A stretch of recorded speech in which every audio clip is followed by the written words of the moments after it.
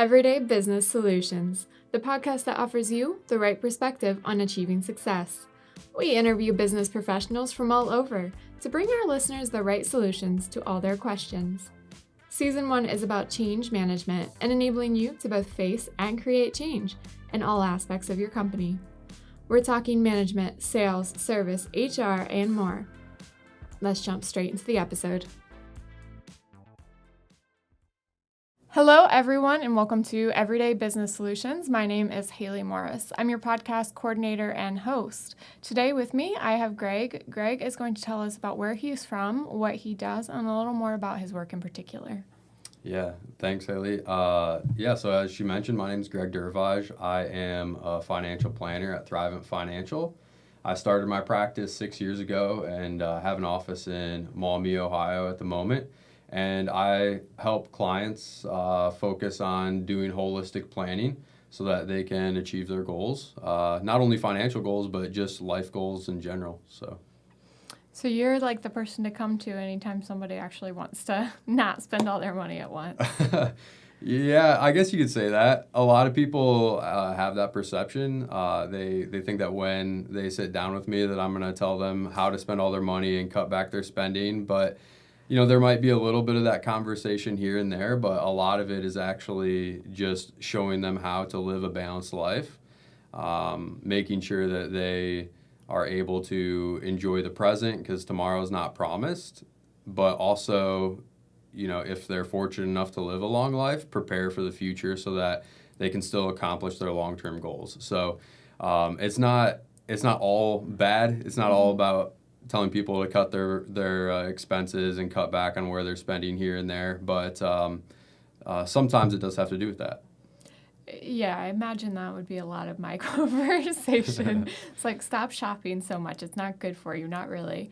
But no, it is what you said, that balance that I think a lot of people coming out of college or going into the workplace or even currently in the workplace doesn't know how to manage. It's not really taught in schools as much. So you're coming in then to advise and give tips and things like that, and then help plan as well on top of it.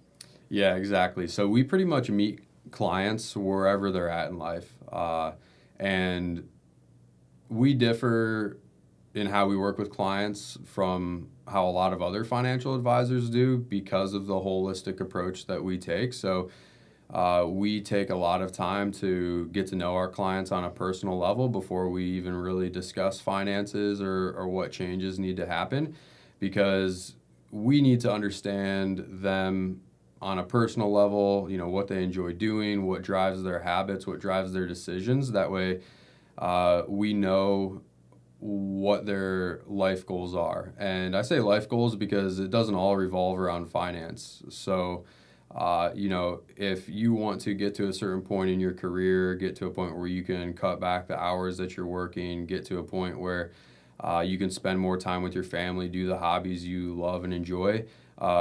We help you figure out how to do that by building that into your overall financial plan. So it's just meeting clients where they're at and helping them figure out the decisions that they need to make every step of the way in order to accomplish those goals. So we essentially give them a roadmap for success and written recommendations to get there.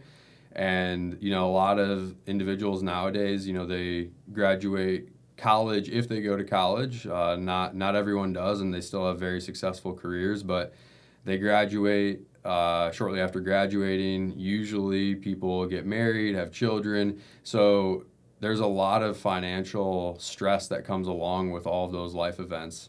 When you graduate, unfortunately, people typically have large amounts of student loan debt.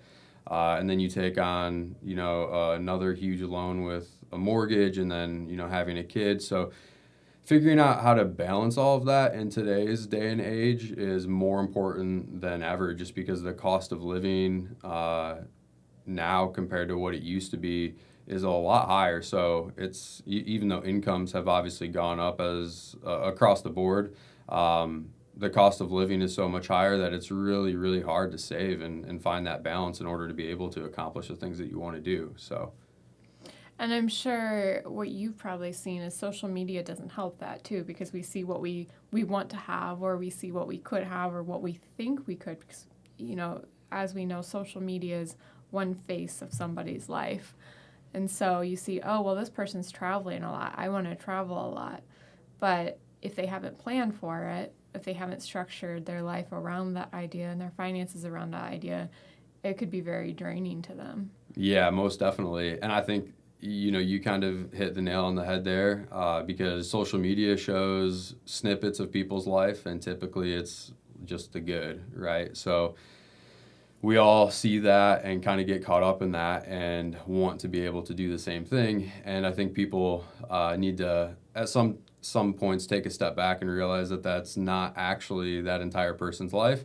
But yeah, it is important to plan for those things. And you mentioned travel. That's a big thing nowadays that people really want to do is travel and make memories rather than spending money on other things, which, I'm in that same boat too. I think that's a great thing, but it is important to plan for. And like I alluded to before, that's what we help clients do. And a lot of people think that when they hear financial advisor or financial planner that, we just want to take all your money and tell you to set it aside for retirement. And while retirement planning does factor into your overall financial plan, that's not necessarily the case.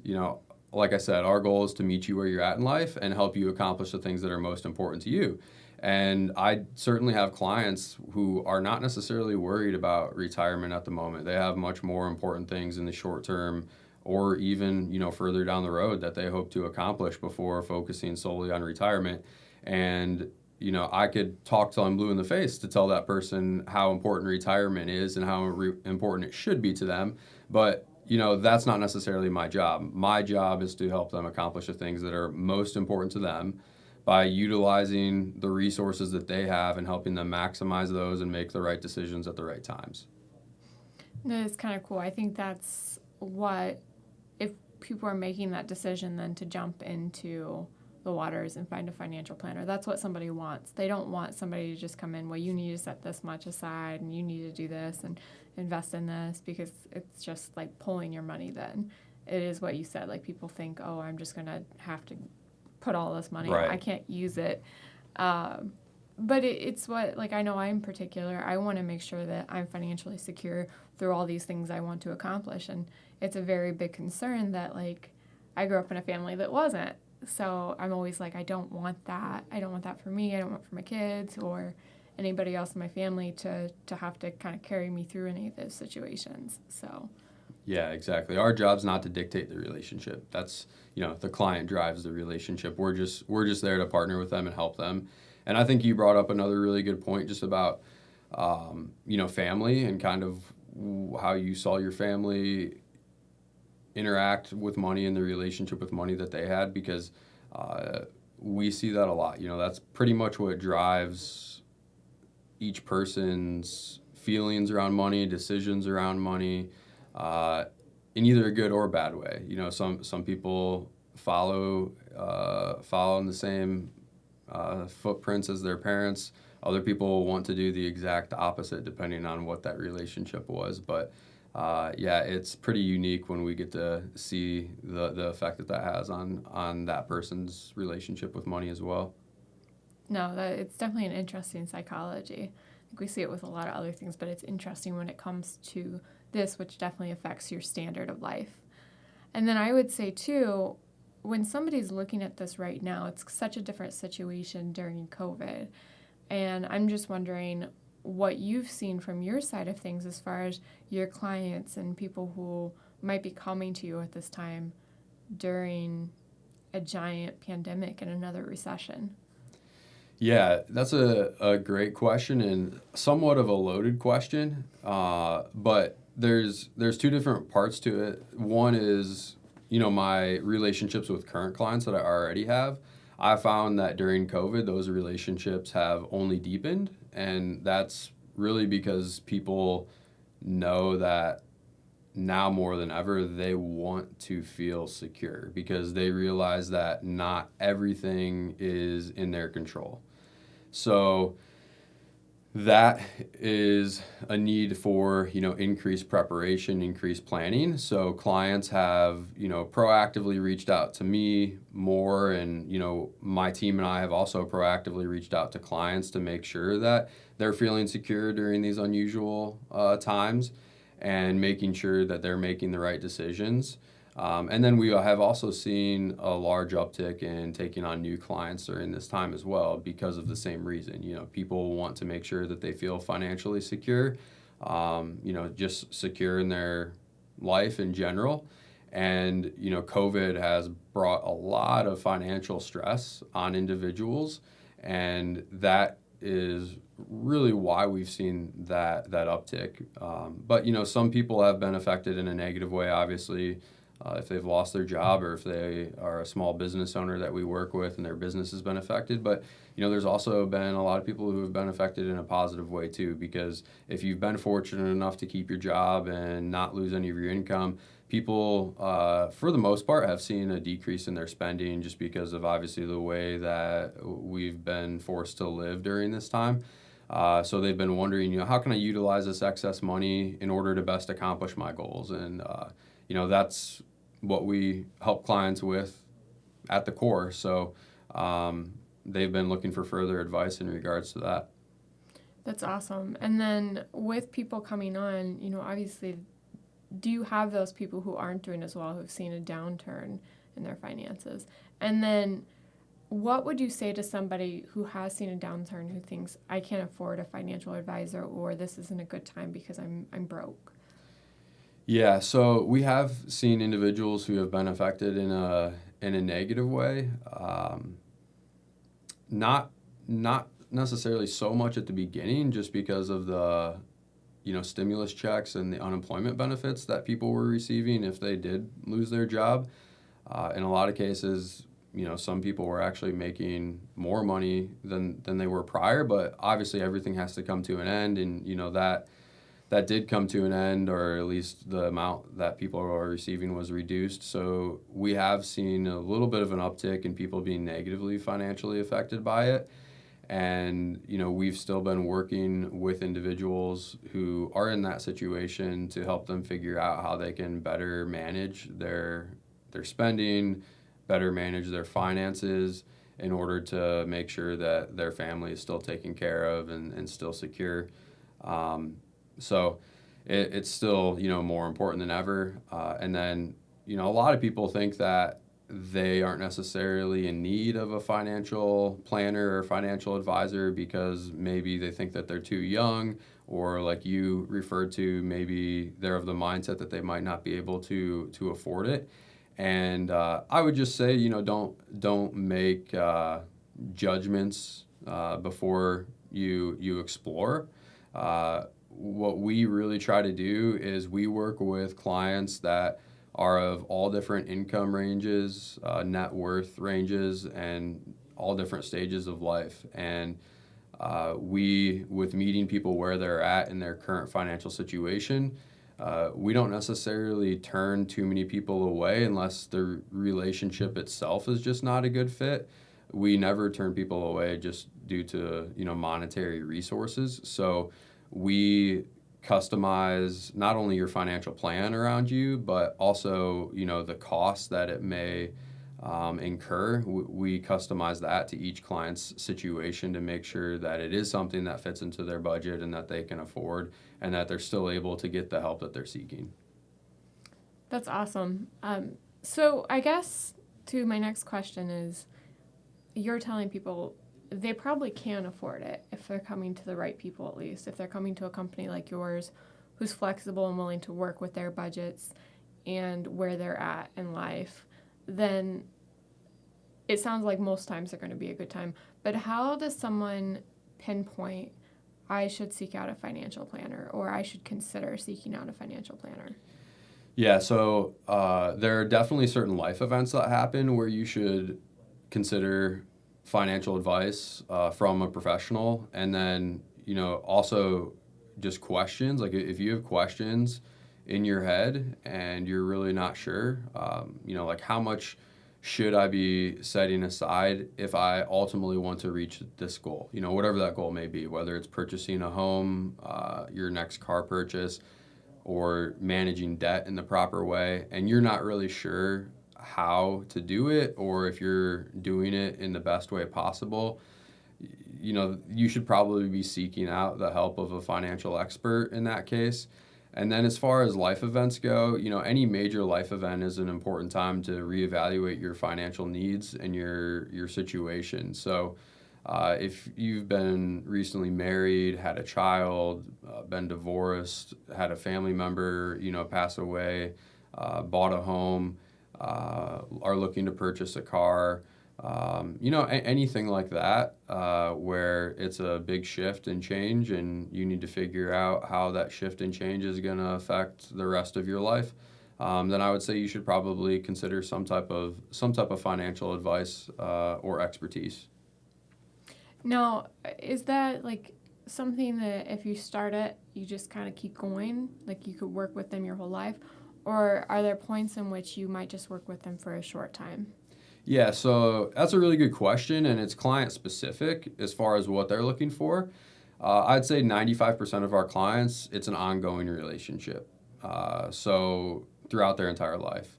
There are some clients who are just looking for what we call point in time advice, where they just want to know where they're at the moment, and we develop a plan, to show them exactly where they sit and what they need to do to get on track. But the reason that we work with 95% of our clients in an ongoing manner is because your financial plan is constantly and ever changing. So, your financial goals change all the time. Your financial situation changes all the time. Tax law changes, the market changes, there's just all of these changes that happen all the time. And ideally, your financial plan needs to be updated for all of those changes to ensure that you still stay on track, you're making the proper adjustments, and making the right decisions in order to, again, achieve the goals that you want to. Thank you. Thank you for that. And then kind of going off that, because you have so many different types of relationships that you deal with, whether it's these point-in-time ones or the lifelong relationships, how are you maintaining those right now we're in person, but most of the time I bet your interactions aren't anymore. So how are you maintaining those relationships during this pandemic to remain safe? Yeah, so usually it's virtual. We utilize Zoom a lot to have those, I guess I'll still call them face-to-face meetings. But when COVID first started, it was obviously all virtual meetings. Now we have shifted going back to working in the office, and whenever we call a client to schedule their 6-month, quarterly, or annual review, we ask them, what they feel most comfortable with. If they want to come into the office, great. We have the proper precautions in place to allow for that. If not, then, we have a very simple process in place. So whether you're, 20 years old and very tech savvy, or, you're in your 80s or 90s, which, obviously we have clients that are in that stage of life, and you've never used, Zoom before, we can still make it easy for you and allow us to meet and carry on with our same conversations and same business as usual. So it really hasn't affected our business a whole lot. I had already used Zoom pretty extensively prior to COVID, just because I work with clients all over the country, and many of those clients I've never even met in person, so our relationship was strictly, over Zoom. But for a lot of my clients, it was definitely a learning curve. Most clients that I have are local and had never used Zoom before, especially those elderly clients. So there's a little bit of a learning curve there, but I think we will see a shift in our industry moving forward to doing more virtual meetings, even when all of this passes, just because of the time efficiency of it.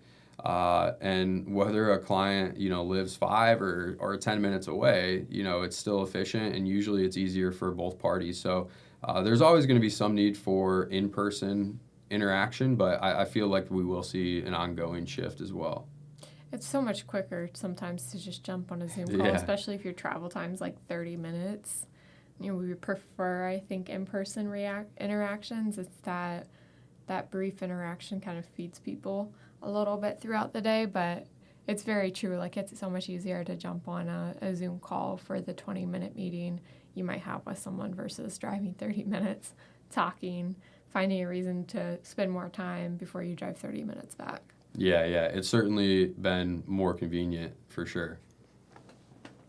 All right, so kind of pivoting over to, we have a good amount of people in our audience who are getting to this point where they're starting to look and starting to plan for their future. So what things can people do now at the earlier stages in their career, if that's where they're at, to plan for retirement or plan for later in their career where there's kind of unknown?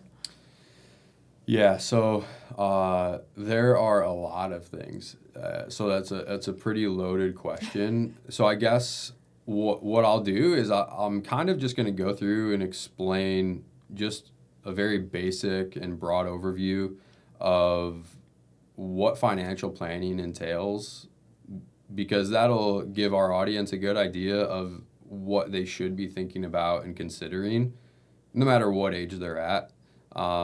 Because it's never too early to get started. The earlier that you get started, the less that you'll actually have to, set aside in the long run. So financial planning, it's a pretty broad term because it encompasses a lot of things, but essentially when we put together a financial plan for clients, as I alluded to earlier, we really get to know the client on a personal level, get to know their goals, their values, their hobbies, their interests, and then we eventually are able to gain a holistic view of their financial picture by gathering the necessary documents, having conversations, and once we know all of that, we can put together a customized plan for that client in order to show them exactly what they need to be doing every step of the way in order to achieve their goals. And what that encompasses is, looking at protection planning. So, evaluating their insurance needs, what are your benefits that you get provided through your employer? Are you maximizing those and taking, the best possible benefit that you can from those? What outside coverages do you have in place? And based off of your, personal situation, do you have too much coverage in place, too little coverage? But that's really important to protect you against setbacks as you work towards all of those goals. And then also just helping clients improve their financial situation through evaluating their emergency reserves. How much should you have set aside in bank savings? What's too little? You don't want too little where if an emergency comes up, you don't have money on hand to pay for it and take on unnecessary debt. And then what's too much, whereas if you have over a certain amount, that money might be able to be better utilized in a different type of account to work towards your future goals. Also, looking at budgeting, cash going in, cash going out, and also debt management. So looking at your overall debts, the balances, the interest rates, your monthly payments, and showing you how to pay those off in the fastest amount of time, most efficient amount of time, looking at refinancing options, etc. And then, moving up from there would be accumulation planning, so saving for any goals that you may have. And this is really where it's client specific. It could be retirement, it could be travel, it could be a home purchase, it could be saving for your grandkids' education, your future kids' education, whatever that may be, showing you how much you need to be setting aside each month in order to ultimately accomplish that goal. What's the best type of account based off of the goal, the time frame, how that money should be invested, etc. And then there's obviously the retirement planning piece, looking at everything that you currently have in place and based off of your retirement goals, showing you whether you're on track or not. And if not, showing you what you need to do to kind of bridge that gap. Tax planning, estate planning, it's just all encompassing. So there are a lot of different things that people should be thinking about, even if you're young and just graduated, got your first job. Those are some things that you might want to start preparing for. And then if somebody were to ask, like, I've never done this before, what one thing should I focus on first before diving into the rest? Do you have an answer for that? Yeah, so if you are just starting and you are not thinking you're in the greatest financial situation, I would recommend focusing on, paying off high interest debts, and then from there finding the proper balance of, how much should I be putting towards debt, how much should I be putting towards savings, how much should I be putting towards my future goals, how much should I be putting into insurance in order to make sure that I'm protected against unforeseen setbacks. So basically it's evaluating if you have X amount of dollars left over each month, which we call your free cash flow, where does that money need to be allocated to all of those different areas in order to meet your needs. So there are definitely some pieces that we want to make sure foundationally that you have covered first, like getting, unneeded debt taken care of. But outside of that, not all debt is necessarily bad debt, especially with how low interest rates are today. So just finding that proper balance of how much money needs to be going where in order to accomplish your goals is really the most important part. Mm. I'm very interested by the phrase, not all debt is bad debt, because I think there's the conception that debt is bad, like stay away from it. Yeah. And it's a very scary concept for people. So what do you mean by that? Yeah, so some people don't like when I say that because they're just so stuck in all debt is bad. But when I say not all debt is bad debt, I'm referring to low interest debt and debt that you pretty much have to have at some point in your life. So, credit card debt is not good. Certain auto loans are not good. Student loan debt, not necessarily good, but if you want a college education, it's pretty much inevitable. So that's not necessarily a bad debt. Taking out personal loans to buy things that you don't need, that's obviously a bad debt. I see people, take out promotional credit cards to buy this or buy that. Obviously, that's not good debt. But, like, for instance, a mortgage, that's not bad debt. Everyone needs to buy a home or have someplace to live, whether you choose to rent or whether you choose to buy. Obviously, that matters. But, mortgage rates are at all-time lows. They're you can find sub 3% right now, which is extremely low. And at that point in time, that's not what we would consider a bad debt because you're able to borrow someone else's money at a very, very low interest rate. And we have to look at what's the most effective use of your money. So, for instance, if you have an extra $1,000 a month that that you can allocate somewhere, does it make more sense to put that extra $1,000 a month towards your mortgage in order to pay it off faster? So making an additional $1,000 a month payment towards your mortgage, or does it make sense to put it into some type of investment account in order to accomplish X goal, whatever that goal is? Well, it depends on your situation, but when we look at what's the most effective use of your money, if your mortgage interest rate is 3%, does it really make sense to put that extra $1,000 a month towards your mortgage to save 3%? If you have a deficit for, let's say, retirement, and you need to play catch up and set money aside, and in a retirement account, you could realistically, on average, be earning anywhere between, 5 to 10 plus %, depending on your risk tolerance. So, again, does it make sense to put that $1,000 towards a mortgage to save 3%, or put that $1,000 somewhere else where you're currently lacking and can potentially earn 5 or 10%? So, just doing simple math, in most cases, depending on your situation, it would make sense to put it in the place where you're lacking so you can actually earn a higher interest rate than what you'd be saving. So kind of a really long answer to your question, but yeah, not all debt is necessarily considered bad debt. So with that, it's not all bad debt. Some of it's just necessary, and some of it is just manageable. Yeah, exactly. There's always going to be things out there that people need in order to go on with their life, like a home, a car, things like that. And if you have the ability to pay for those things in cash, then in most cases that's obviously going to be recommended. But if you are able to borrow someone else's money at, in some cases like with auto loans, you can find promotions where they have a 0% interest rate. Like you're borrowing money for free at that point.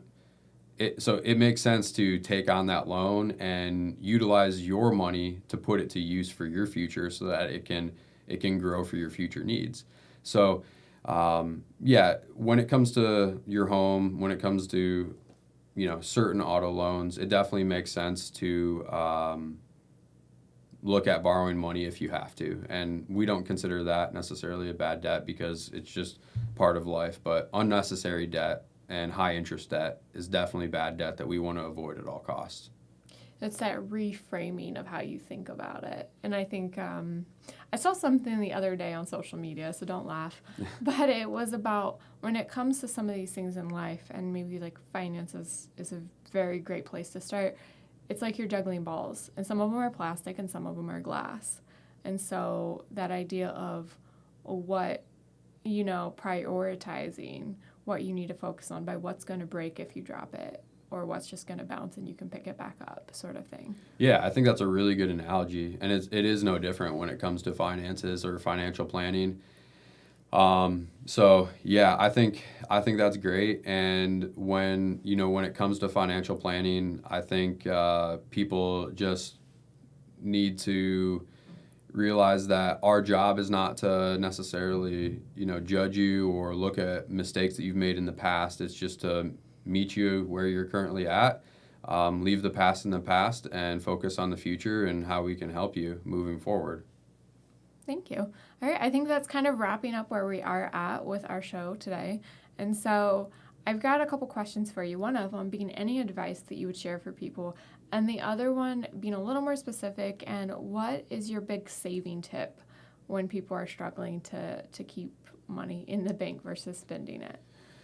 Yeah, so I'll address the second question first. A saving tip is having a separate account set up where money is just automatically deposited into from your paycheck, which you can usually set up through your employer, and making sure that that account is not, linked to your other bank accounts that are readily accessible.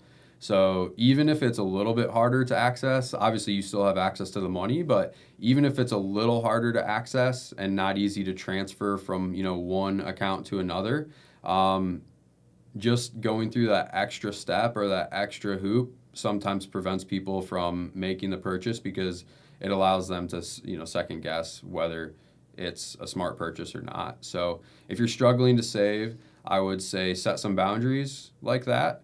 And then, possibly get the help of a professional who can act as your financial coach, which we do for a lot of individuals, to help prioritize and also just think about money differently. So that would be the number one. And then, sorry, what was your first question? Just any other advice you would give somebody, financial advice or anything that you think would be beneficial for people to take away from this episode? Yeah, I would just say don't be afraid to ask for help. That's the number one piece of advice for whatever reason. I mean, I have clients that walk into my meetings all the time, and you can tell that their guard's kind of up. And I don't blame people. I mean, talking about finances is stressful to begin with, and then let alone, coming into a professional and laying it all out on the table, right? That's not necessarily something that's going to be exciting or that people look forward to doing, but the most consistent piece of feedback that I always get is from people when our meeting is concluding or when they're leaving my office is, man, I just feel so much better.